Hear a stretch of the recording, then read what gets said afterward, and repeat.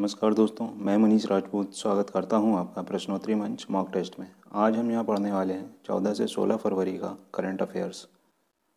Video शुरू करने से पहले मैं आपसे निवेदन करता हूं कि यदि आप चैनल पर पहली बार आए हैं तो चैनल को सब्सक्राइब करना ना भूलें और साथ ही बेल आइकन को जरूर प्रेस करें, जिससे चैनल पर आने वाले किसी भी वीडियो का नोटिफिकेशन सबसे पहले आप तक पहुँचे। और यदि वीडियो पसंद आता है तो लाइक और शेयर करना ना भूलें। इस वीडियो का PDF लिंक आपको टेलीग्राम चैनल मॉक टेस्ट 78 पर मिल जाएगा और वीडियो के डिस्क्रिप्शन बॉक्स में भी इसका लिंक मिल जाएगा। आइए शुरू करते हैं आज का मॉक टेस्ट। आज का हमारा पहला प्रश्न है, पद्म पुरस्कार से सम्मानित बजाज ऑटो के पूर्व अध्यक्ष का निधन हो गया। वे निम्न में से कौन थे? रविंद्र बजाज, सतीश बजाज, रमेश बजाज या फिर राहुल बजाज। तो वो कौन थे? राहुल बजाज। आगे बढ़ते हैं। राहुल बजाज 1968 में बजाज ऑटो के CEO बने थे और बजाज समूह की स्थापना किसने की थी? जमनालाल बजाज ने 1926 में।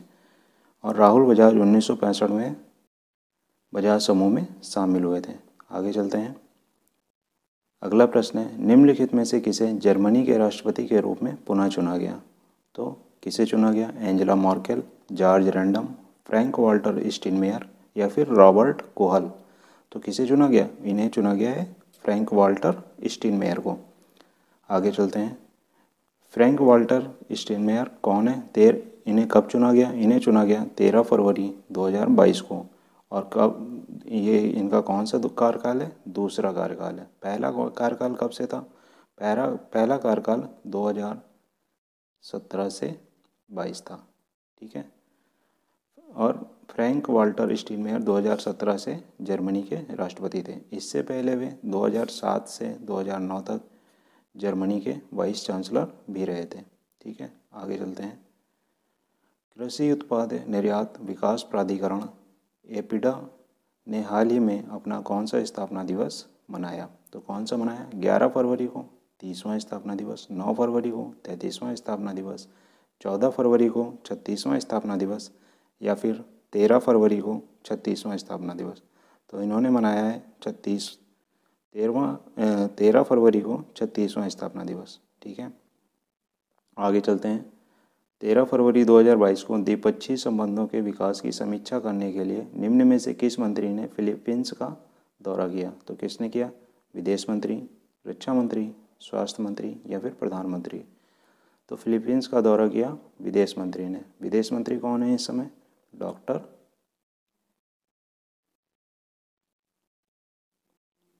एस जयशंकर।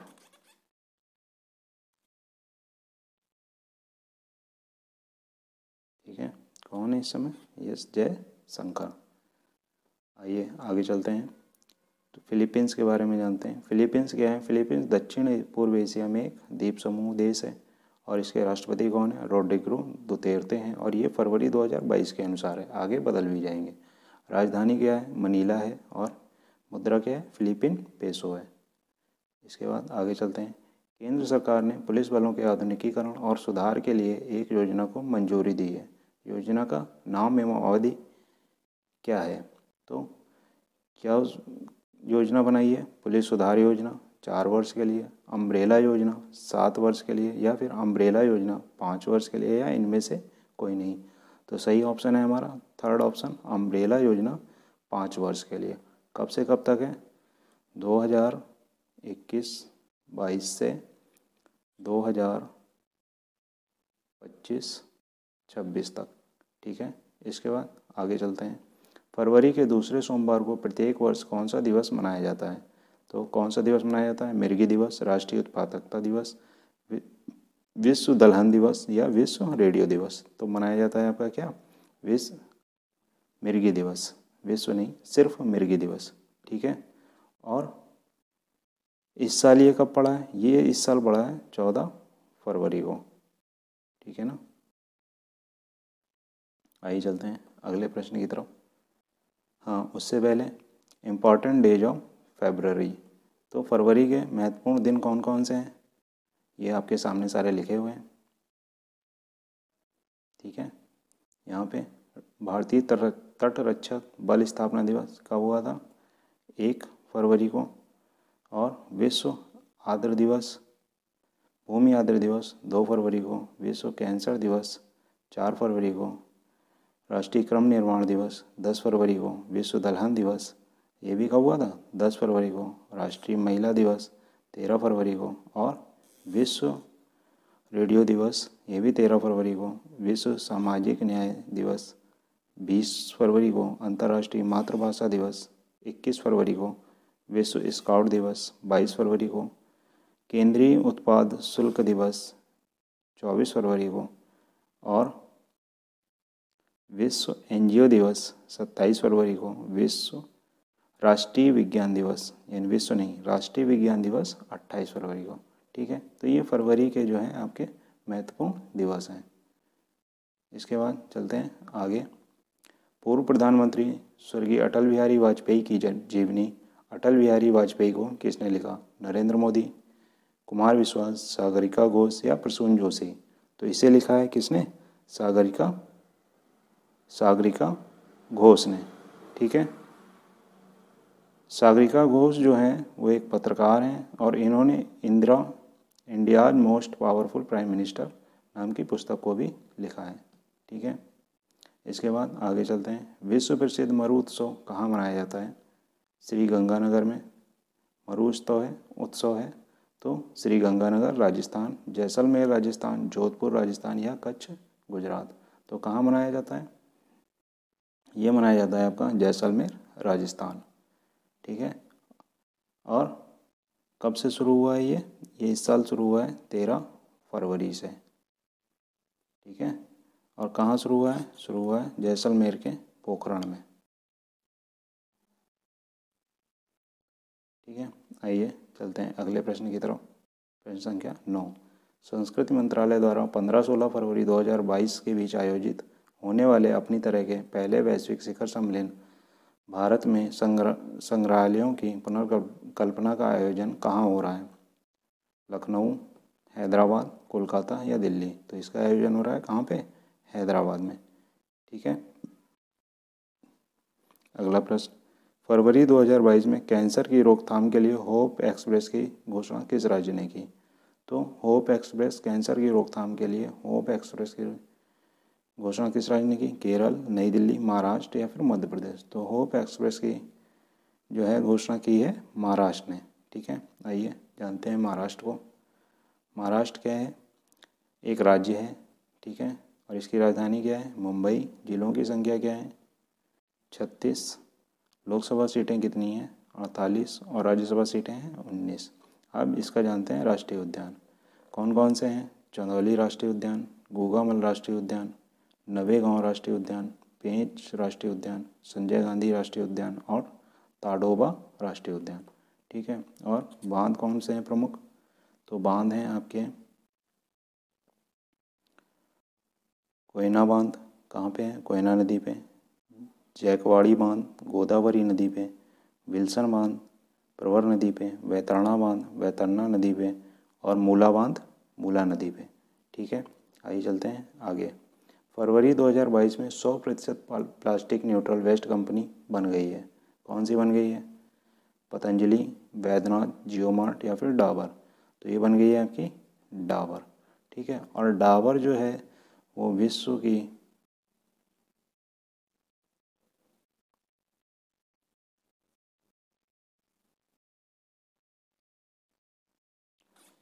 सबसे बड़ी आयुर्वेदिक कंपनी है। ठीक है, तो विश्व की ये क्या है? सबसे बड़ी आयुर्वेदिक कंपनी है। ठीक, आइए चलते हैं आगे। फरवरी 2022 में फिक्की मीडिया और मनोरंजन बोर्ड के सह अध्यक्ष के रूप में किसे नियुक्त किया गया? तो किसे नियुक्त किया गया है? ललित प्रसाद पांडे, दिव्या पोखरियाल, ज्योति पांडे या सचिन शाह? तो यहाँ पे नियुक्त किया गया है फिक्की के मीडिया और मनोरंजन बोर्ड के सह अध्यक्ष के रूप में ज्योति पांडे को।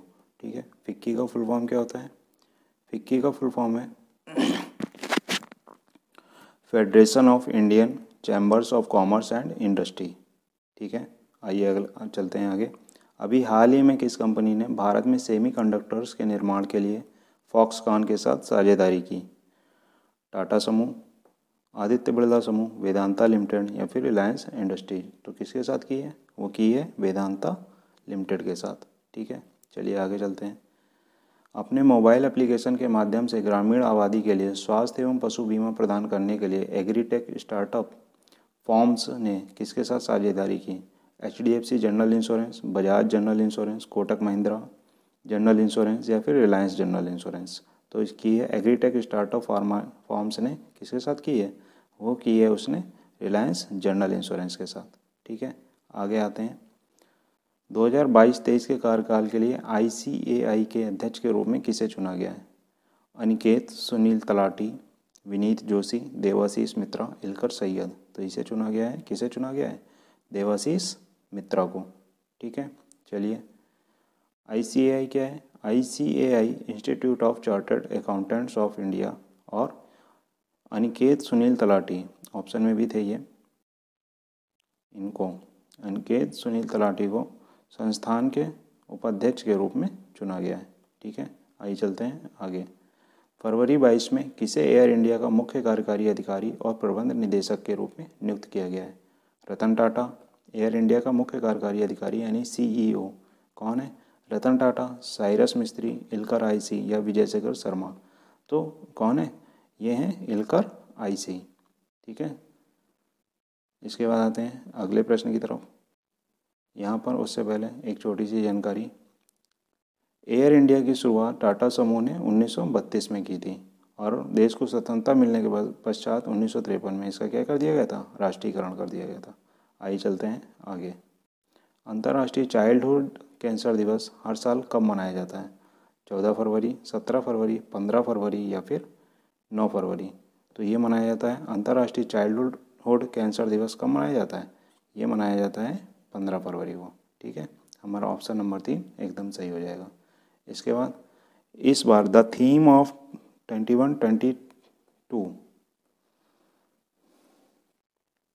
यहाँ पे कर लीजिएगा 22।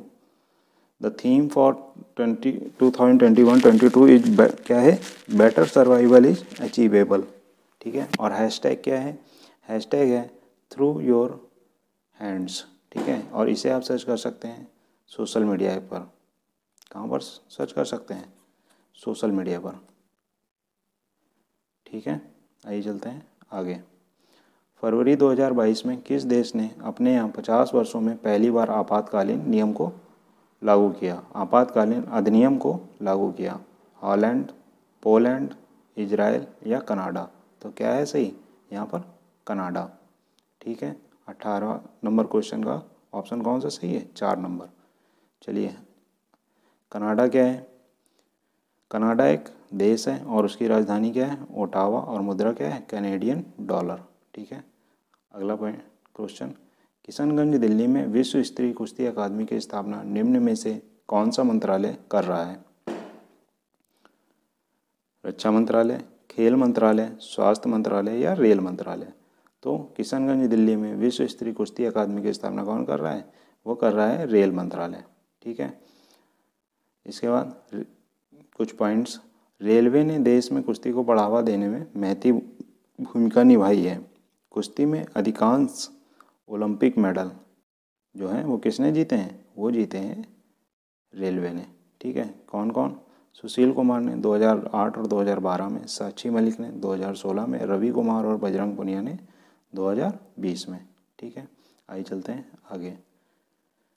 मेदारम जतारा त्यौहार का आयोजन कहाँ होता है? असम, मणिपुर, उड़ीसा और तेलंगाना। तो मेदारम जतारा त्यौहार का आयोजन कहाँ होता है? वो होता है तेलंगाना में। आप आइए जानते हैं मेदारम जतारा के बारे में। भारत में कुंभ के बाद दूसरा सबसे बड़ा मेला मेदारम जतारा है। यह हर 2 साल में एक बार माघ पूर्णिमा के दिन मनाया जाता है। केंद्रीय जनजाति मामलों के मंत्रालय ने इस त्यौहार के लिए 2.26 करोड़ रुपए मंजूर किए हैं। कितने मंजूर किए हैं? 2.26 करोड़ रुपए। और यह जनजातीय समुदाय कोया जनजाति द्वारा 4 दिनों तक मनाया जाता है। ठीक है, इस बार ये मनाया जा रहा है 16 से 19 फरवरी 2022 और ये किसके सम्मान में मनाया जाता है? जतारा देवी, सम्माका और सरलम्मा के सम्मान में इसे आयोजित किया जाता है। ठीक है, आइए जानते हैं तेलंगाना के बारे में। तेलंगाना भारत का राज्य है और राजधानी इसकी क्या है? हैदराबाद। और गठन इसका कब हुआ था? 2 जून 2014 को। जिलों की कुल संख्या है 33, लोकसभा कुल सीटें हैं 17, राज्यसभा की कुल सीटें हैं 7, और यहाँ का राजकीय पशु जो है वो चीतल है, और राजकीय पक्षी जो है वो क्या है? भारतीय रोलर। ठीक है, आइए चलते हैं आगे। मीराबाई के आध्यात्मिक मार्गदर्शक कौन थे? तो गुरु रामानंद, संत रैदास, बाबा सूरदास या फिर गुरु रविदास। तो यहाँ सही ऑप्शन है आपका क्या? गुरु रविदास। नवीन एवं नवीकरणीय ऊर्जा प्रौद्योगिकी में सहयोग के आशय पत्र पर हस्ताक्षर भारत के अलावा किस देश ने किए? जापान, अमेरिका, ऑस्ट्रेलिया या फ्रांस। तो ये किसने किए हैं आपके?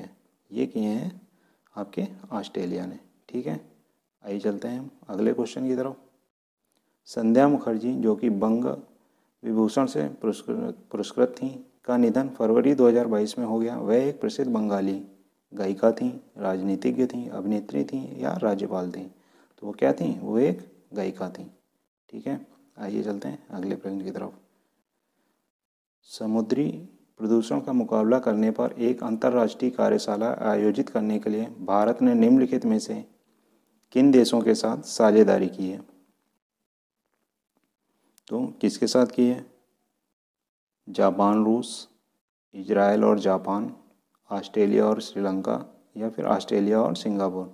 तो भारत ने जो साझेदारी की है समुद्री प्रदूषण का मुकाबला करने के लिए वो की है ऑस्ट्रेलिया और सिंगापुर से। ठीक है, आइए चलते हैं अगले प्रश्न की तरफ। निम्नलिखित में से किस देश के सशस्त्र बलों के प्रमुख 14 फरवरी को 2022 को भारत आए? रूस, जापान, ऑस्ट्रेलिया या सऊदी अरब। तो ये आए थे कौन? सऊदी अरब के जो सेना प्रमुख थे वो भारत आए थे 14 फरवरी 2022 को। ठीक है, आगे चलते हैं। यहाँ पे जनरल MM नरवणे ने दिसंबर 2020 में सऊदी अरब का दौरा किया था, जो किसी भारतीय सेना प्रमुख का सऊदी अरब का पहला दौरा था। ठीक है, कौन सा दौरा था? पहला दौरा था। ठीक, वहाँ और भारत और सऊदी अरब ने अगस्त 2021 में अपना पहला नौसैनिक अभ्यास भी किया। इसका क्या नाम था? अल मोहद अल हिंदी। ठीक है, सऊदी अरब की जो राजधानी है वो क्या है? रियाद है, और सऊदी अरब की जो मुद्रा है वो क्या है? सऊदी रियाल है। और एक चीज़ कि 2034 एशियाई खेलों का आयोजन कहाँ हो रहा है? रियाद, सऊदी अरब को। ठीक है, इसके बाद आगे चलते हैं। प्रश्न संख्या 26। PJ और RK का फरवरी 2022 में निधन हो गया। वे किस देश के थे? रूस, जापान, USA या UK। तो वो थे USA। और ये क्या थे? अमेरिकी पत्रकार। ठीक है ना, ये क्या थे? एक अमेरिकी पत्रकार थे। ठीक है, इसके बाद आगे चलते हैं।